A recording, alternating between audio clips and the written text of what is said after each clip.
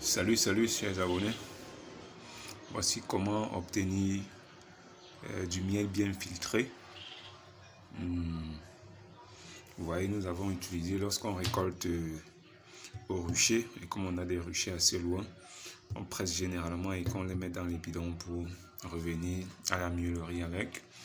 Voici donc, on revient de la miellerie. On passe ce miel là au tamis double. Ça, c'est un tamis double parce que là, nous avons les premiers mailles, le premier tamis qui est là. Le miel va donc traverser parce qu'il a des dimensions un peu plus grandes. Il va donc traverser le premier tamis et repasser au niveau du second tamis qui a des mailles beaucoup plus fines. Vous voyez un peu. Donc les petites particules de miel qui auront échappé lors du pressoir, comme par exemple ces petits débris ici, seront recalés. S'il y a eu quelques abeilles qui ont réussi à s'infiltrer, comme vous pouvez le constater, on va donc, avec celui-ci, on va donc les retirer grâce à notre tamis double, comme vous pouvez le voir en image. C'est un tamis qui a deux mailles, deux différentes tailles différentes, et cela permet vraiment de filtrer le miel parce qu'à la fin, on aura un miel qui sera vraiment pur. Ça va permettre de débarrasser notre miel de toutes les impuretés qui auront pu échapper à notre vigilance lors du premier filtrage, quoi. Donc voilà un peu comment on obtient un miel bien pur. Après cette étape, on va laisser le miel maturer environ 72 heures. Cela permettrait également de laisser les petites particules de cire qui auront passé. Vous voyez souvent quand il y a le miel, il y a des fines particules là, un trait blanchâtre qui est souvent au début de votre bocal ou de votre litre quand vous le laissez au repos. Donc quand on laisse maturer, c'est pour que ce miel là le miel devienne beaucoup plus intéressant et beaucoup plus mûr. Et cela va donc permettre de débarrasser également le miel de cette particule de cire là qui auront pu traverser. Et puis voilà quoi. Donc c'était juste pour partager avec vous comment est-ce que nous faisons pour purifier notre miel et vous mettre pour mettre à votre disposition un miel de qualité. Alors n'hésitez surtout pas de passer votre commande si vous avez besoin de miel. Si vous aussi voulez investir dans l'apiculture, n'hésitez surtout pas de nous contacter via le numéro qui s'affiche en bas de l'image.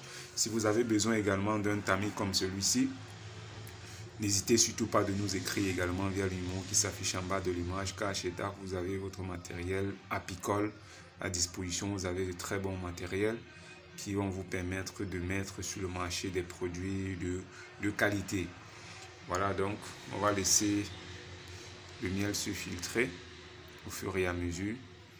Allez, nous rappelons également que nous allons effectuer des formations du côté du Gabon. N'hésitez surtout pas à nous contacter, que vous soyez, peu importe là où vous êtes, vous pouvez également avoir accès à nos formations, car nous avons déjà également des formations en ligne sur Sekucha. Vous avons également enregistré des formations sur DVD, sur des clés USB pour permettre à ceux qui sont éloignés, ceux qui ne peuvent pas se rapprocher de nous, d'avoir donc accès à nos différentes formations. Donc n'hésitez surtout pas de vous abonner, de commenter, de partager et de liker la vidéo en cours.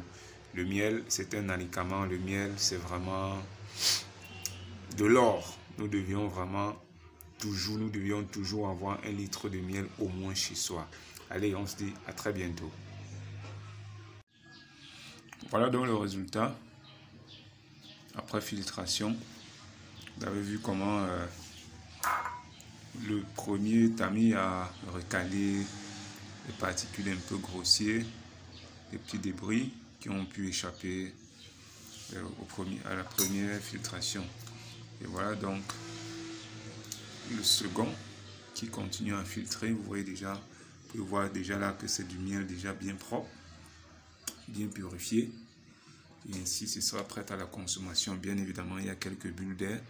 Donc, on va laisser maturer dans notre maturateur. Et puis après 72 heures, on pourra venir, on laisse maturer, c'est pour que les bulles d'air comme ceux-ci puissent remonter au-dessus. Des petits fines particules de scie qui ont pu traverser remontent au-dessus et puis on pourra venir racler cela. Après 72 heures, ce sera prêt à être embouté et prêt pour la consommation, quoi. Allez, on se dit à très bientôt.